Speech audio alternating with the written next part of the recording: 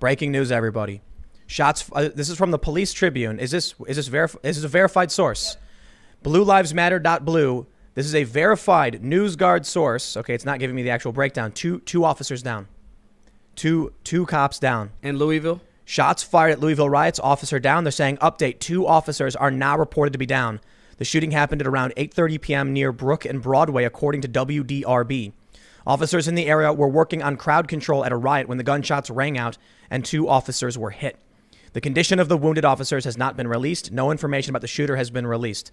So we've got a tweet here from Fallon Glick, verified Twitter user, and Twitter's giving us the business. I want to see what her credentials are. She says she confirms an officer was just shot. She's with WDRB News, and so I don't know where the update is on the second officer, but it looks like. Let me read you what they say. They say authorities began planning for violent riots in the city. This we know. The LMPD declared a state of emergency. We get it. So I think these are the updates we're looking at right now. So let's do this, man. I hate to shift from the conversation because it was getting funny. We'll go back to Louis C.K. But this is some serious stuff, man. Yeah. Look, we got you here, Maj. You're the guy from Black Guns Matter. What tell us, like, what are your thoughts on that? Because everybody knows what I think when we talk about this stuff. The universe is self-correcting on the state. And first of all, but these condolences to those officers. Yeah, man. I don't know if they had anything to do with any of that. Random plot twist might be that they were actually the guys that's like, look, I'm trying to help. You know what I mean? And that could be the case. I don't know them. But until I know them, to be good or bad, my initial reaction is, yo, hope those guys pull through. Yeah, man. Do you watch all Game of Thrones before it got garbage? No. So listen, literally, I started watching Game of Thrones about 4 or 5 months ago. Oh, right on. I had never saw it. And I was like, this is wizards, dragons, I don't know. There's no wizards, I don't think. Right. But that's how I was. They're kind of in. The red right. wizard, yeah. And so that's an amazing, I wouldn't have killed Khaleesi if I was Jon Snow. All right, so anyway, here's why I bring this up. Yeah. Because there was one of the story arcs in one of the, I can't remember which season it was, is Khaleesi takes over a slaver town. Yes. And then executes all of the privileged class, like the elite class. Yeah. And then this young man comes and says, my father was the one fighting to free them, the one who was providing them with comfort. You killed him, and he was a good guy. And that to me is like, look, man. That's the crux. You know what I can't stand for? The system being broken, and then, like, look, there are certain things. It's such a hard ethical conundrum, man. There are certain things where we just see it and it must be stopped, right? Mm-hmm. Genocides. Right. We're talking right now about a system with a high margin of error in certain areas that needs to be corrected. Correct. To go up to some, like, these cops, I'll tell you what, man. These cops probably sitting at home. They're probably playing PS4. They're probably playing they're probably playing Skyrim or some simple game. Right. Dude's probably 28, 30. He's got a kid. He's got a wife. And they say, hey, man, there's going to be, protests tonight. And he's like, oh, I guess they're needing me to come in. Right. His wife's like, be careful. This is getting crazy. We've been watching the news. He doesn't know anything about these people. He doesn't know anything about Trump. He doesn't know anything about Biden. I mean, at this point, people are probably very political. But you're probably getting these guys who are just like, I don't know, man. Just I got to go to work. I'm going to work. They told me we got to keep people safe. Right. I want to make sure that these protests are safe and none of this happens. And then, boom, shot to the head. So there's regular, like, look, man, I get the system's busted, but come on, man. These people got families. They're people. I agree with that. And as a human, I'm like, empathy, our 3-step method is empathy, facts, solution. I got to deal with empathy first before I can start talking about the data, right? Then we can come up with the solution together. So empathy first. The fact of the matter is, just like Breonna Taylor was killed, right? And it's the state's fault and it's systemic. Those officers, that blood is on that same. Who's the person that wrote the warrant? The guy that they were looking for was already in custody. So when are we talking about that person being held accountable? It's just, the problem is all of the death from that. And you got a Soros crew that's going to jump in and hyper extend it and turn it up, and media and ratings and all of this other stuff. I want to switch it up on you, though. I want to say Mackenzie Bezos. Okay. She's directly funded, I think, $2 billion straight into intersectional far left organizations and stuff as well. I'm mentioning that because whenever the Soros name pops up, I'm like, oh, let's name all the billionaires. Let's name all the millionaires and the billionaires funding this stuff. This stuff. It turns into now this is the part where, again, my hood friends will go like, come on, bro. It's like there's people that have generated resources from America that still feel like they have to knock down America where they actually live. Well, because I'm a billionaire and I may actually be a citizen of like Monaco. You know what I think? You know what I think it is? I think a lot of these rich people are funding the far left in hopes that if there ever is a revolution, they're the good ones, right? I could see that. It's not gonna work. It's not gonna work because of the fact that there were people. Remember in the movie The Dark Knight with Bane? Yeah. And everybody that thought they was cool and safe, and it's like, no, once we got rid of that, we still coming to holler at you. That's the way it works. You know what I'm saying? And so it's that same concept. I think Warren Buffett said this. I could be wrong, so please don't sue me, Warren Buffett. But just fact check this. Something about that. He did this thing where he like called on billionaires to donate a big portion of their wealth, and he was he alluded to the fact that with like all the Occupy stuff and the challenge of the 1%, the rich were too rich, and if they sat back and kept doing the same thing they always did, eventually pitchforks are going to show up. Napoleon said, "Religion is here, so the poor don't murder the rich." Did he really say that? Mm-hmm. Napoleon Bonaparte. So are these the pitchforks? So yeah, and so some of that is listen, and this is where I might get a little ooh, right?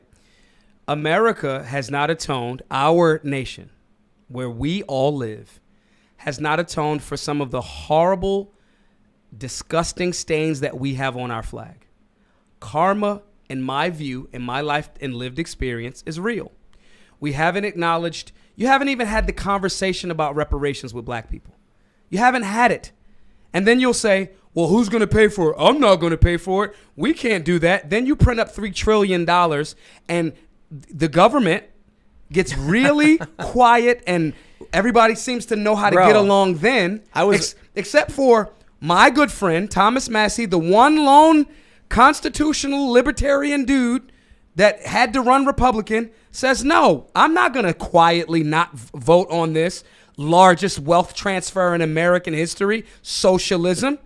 So you haven't atoned for the vilest type of, because all slavery has existed in time, immemorial. But the Mafa, the millions of melanated beings that were murdered, that created the economic infrastructure of America, the place that we live, right? That I love, because I'm not one of those like slavery happened, burned down America. Bro, I like Wi-Fi. I like Dunkin' Donuts. I love where I live. You know what I'm saying? Cheeseburgers on demand, You bro. see what I'm saying? Yeah. With this being the case, karmically, if you have not atoned for that and your systemic issues that need correction are now being exploited by very resourceful people that don't have an actual stake in the country anymore. And now you, instead of dealing with that, you want to pretend like, oh, everything's cool. It's great here. You're not addressing those issues and those. You got like, we ain't got to go all the way back. We could talk about redlining. We could talk about this. We could talk about that. Right. When you brought up reparations, I was ready to jump in because I don't agree. Mm-hmm. But then you mentioned the printing 3 trillion, 6 trillion, and I'm like, I got no justification, dude. They're gonna print money and just throw it around. And if it's no issue, right? If Austrian economics and Mises and these guys, these really smart guys, are wrong, then okay, then why don't we can solve all of this? Let's just print up $300 million, since it's no issue with inflation and hyperinflation. It doesn't affect our economy. And we can say, okay, we're going to give every American as reparations. We're going to give every American $1 million. And if that would be like 3 trillion something. Yeah. 300, or like 300. No, how many people is in America? 300 million? Yeah. So that's like 300 trillion, I think. We only need 1 million per person. So 1 million. $300 million. No. It's 1 million times 300 million. Oh yeah. So it's like 300 trillion. Whatever that is, that number. But right? that's just. But it doesn't matter because we just printed up 3. What would happen is it's like 3 quadrillion. So look. Is it? Well, whatever that math turns out to, if you're saying that there's no issue with printing up endless $3 trillion, I know, man. Let's give African Americans, even if they gave them like 1.25. Or whatever the number is. Well, so if we're talking only about Black Americans, which is, I believe, about 13% of the population. Mm-hmm. It's a lot less than 300 trillion. Bam. It's still a lot, though. It's still but well to beyond- solve it, 300 trillion bucks. Everyone gets a million cool. bucks. I'm cool with saying everybody gets the million, right? Because it's going to go back into the economy. Everyone gets the million, and African Americans can get 1.5. Fair, or everybody gets $500,000, and because if there's no issue with the printing of the money. I see what you're saying. Now, well, it'll make hamburgers go to like $75 each. No, way more than that. And the same thing will happen when you throw $3 trillion into the economy. Exactly, I've seen it go up 20%. Stuff's up, like inflating right now. Saying this to say, America, and my Jewish brothers and sisters have gotten reparations. The Japanese Americans and their lineage that were held in internment camps after the war were given their reparations. What do you think about basic income? I think that everyone should be able to determine what they want to charge for their labor. But just like the fact, if everyone could get like $1,000 a month from the government. The government, it's not the government's money. It's already your money. It's our money, but if it was dispersed evenly amongst that's socialism. The populace, right. But so would be $300 trillion bailout. Right. It's the same thing. That's why Thomas Massey was like, nah, bro. So you, just to make sure I have it clear, you're basically dragging the government for just printing money like crazy. I'm dragging the government for being I'm dragging the American people that go into politics that don't understand that they're a public servant. And this cornucopia of money that you think is what it is, since you're throwing the money at that problem, but you haven't thrown money at the community that has been affected and impacted most negatively by, and anyone that disagrees with this, you either don't read enough or you're just in denial. Well, the thing about slavery, we kind of talked about this a little bit ago, is that 150 years ago, people were just dumped on the street with no education or money at all. And a lot of people are coming from like their great-great-grandfather had nothing, maybe didn't even speak the language very well. That's not the case for a lot of white, like whatever you want to call it. But, we're not white. But here's the thing. But here's the thing. You got indigenous people to this nation that were mixed in. At one point they were called Negro or Indian. Then you got the people that you brought from somewhere else. You got companies. Before he died, Johnny Cochran was putting together a fund on reparations before he, died. You have companies that benefited tremendously financially from that. To bring it back home, you haven't atoned for these things. We haven't. And if we haven't, and if the system is still in alignment with those things, I can understand why somebody would be so damn frustrated. And then media highlights it, and it makes it. And is it as insane as media is making it? Absolutely not. However, this is what you get. And you have people that have that lived experience with law enforcement, which is the physical representation of a system. That's what law enforcement officers are. They are foot soldiers for policy. They are there to enforce laws. And if the laws are unjust, what does this community have to lose in that regard? Let me ask you. You're familiar with the phrase, if you give a man a fish, feed him for a day, teach a man to fish, feed him for the rest of his life. Yeah. You agree with that? Yes. How would you feel about creating a system where you just give people the fish? That's it. You take the fish from one guy and give it to the other people so they have fish. That's socialism. I'm not in alignment with it. So here's what I'm getting at. I've had a lot of conversations about reparations, and I think you can't just give money to people. So why did the government print $3 trillion? Oh, dude, I'm with you, man. Yeah. They're just dumping, that's what they're doing. Federal Reserve this is an example of their contradiction. I agree. Well, we can't give it to you guys who clearly have been impacted by these policies that we as the government set up. But we can section off 24. I got the 900-page thing. You can section off $24 million for us and Senate out of the air thin printed money, fiat currency. We got to get our salary increases. Boom. But here's what I'm saying. In terms of reparation, the way I describe it is, I consider myself liberal, meaning I actually think social programs can be a good thing. I think the government, we all pitch in taxes to a subscription program, and then there can be social programs to benefit people in certain circumstances. But I think we're doing it wrong. Mm-hmm. The way I see it is, we shouldn't be giving people fish. That's what we're doing. Yeah. We're giving people, we should be teaching people to fish. Correct. So what we say is, you're down and out. You got no fishing pole. You don't know how to fish. All right, we're going to pitch and get you a pole, teach you to fish. Now go do your thing. These were things that were taught up until the 60s and 50s. Like, the black community wasn't as like there was a systematic attack on the black community. The BLM folks just took it off of their website like yesterday. Another re-attack on the nuclear family. It was Nixon. Right? Yeah. Right. It was. Why did they? That's a bad thing. It's a bad thing. But if you're biased at that point, Nixon was tricky dick. You know what I mean? And he had interest in other areas of corporate scenarios. Like this Obamacare, that was initially created under Nixon. We couldn't really get it off the same way then. You know what I'm saying? So with that being the case, we had these things. We had trades. America in general, when people go, well, when was America great? When, one, we had very little international interference, right? When Pittsburgh was making 30% of the world's steel. When, that's crazy. Factories, 30% of the world's steel, Pittsburgh Steelers. Wow. I didn't know that. When black businesses, and I'm not saying this to, ignore white families. I'm just talking about the black community because that's where I happen to live, right? When black communities, guys could work a job, plumber, trades were taught in school. I live up the street from Murrell Dobbins in Philly, right off of 22nd and Lehigh. That school was a trade school. Carpentry, electrician, home economics, hair, all of these different things, right? Someone could have a legitimate $67,000, $70,000 a year job, even back then, $50,000 a year, and not even have to leave the neighborhood. Detroit, manufacturing, when corporate interests decide to put their profits as over making America solid and making us an economic world power, the first, center of the scope is the black community. The people that are doing that manual labor, that can make a good wage. I can walk home for lunch. I can walk to work. I can walk back home. I can be with my family. There was a systematic attempt to destroy that. It's happening now again. It's just now my white brothers and sisters, y'all caught up. It's called robotics.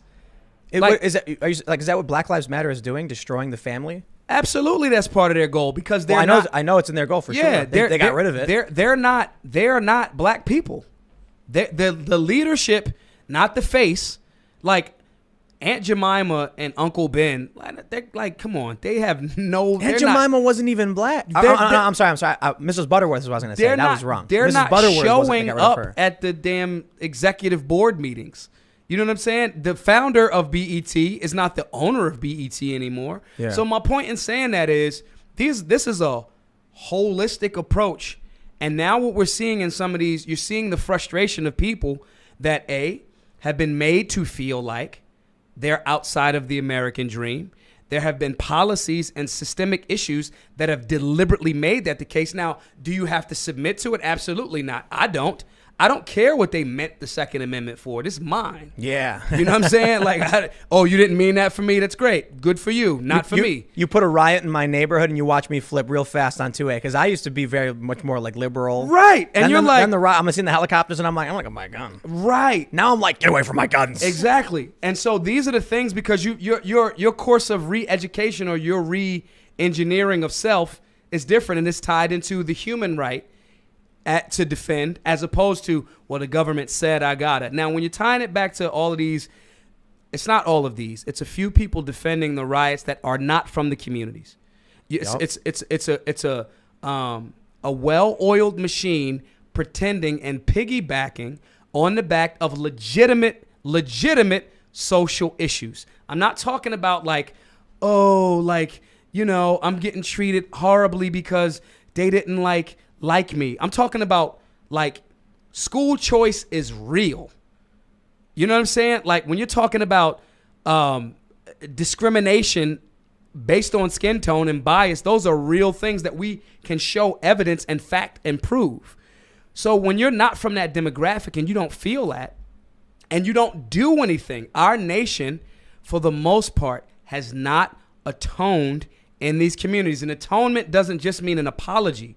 An atonement means changed behavior. And the behavior hasn't changed. I feel like one of the problems we have, what I was alluding to earlier, is just throwing fish at people. Yeah. Like, okay, there you go. We gave you fish. Now, but, Ian mentioned it earlier because I've actually done a lot of research into this. I've done a documentary on stuff like this. You end slavery. Yeah. You don't.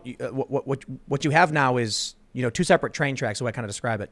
One which has a history and one which just started. Yeah. And doesn't have the same resources, the same access. So like Ian brought up, a grandfather, a guy is a slave. He gets freed. He has kids. They have nothing to transfer down to each other. Right. And they also don't have the education. Right. And so that's why I lean liberal on a lot of issues. Like, can we teach people to fish and then make sure we fix the system? Now, yes, and agreed. But here's the other part to that example you just gave. Then a group of people decide to say, you know what, guys? We were doing the same thing. We can just do what we all were doing on that plantation for our own neighborhood. And then over time, that neighborhood starts to become independent. And it starts to actually, that other side of the tracks literally is Tulsa. Literally, Black Wall Street. Literally, that other side of the track starts to look better than this side. Then it gets burned down. Then they redo it. Then they rebuild it, and it's there for 40 more years. Then they zone it, and they do things to systematically destroy it. Thanks for checking out this clip from the Timcast IRL podcast. We do the show live Monday through Friday at 8 p.m., so come back to check us out when we go live. Don't forget to subscribe, hit the like button, hit the notification bell, and we are also available on all podcast platforms for free if you want to listen to us there. Thanks for hanging out, and we will see you all next time.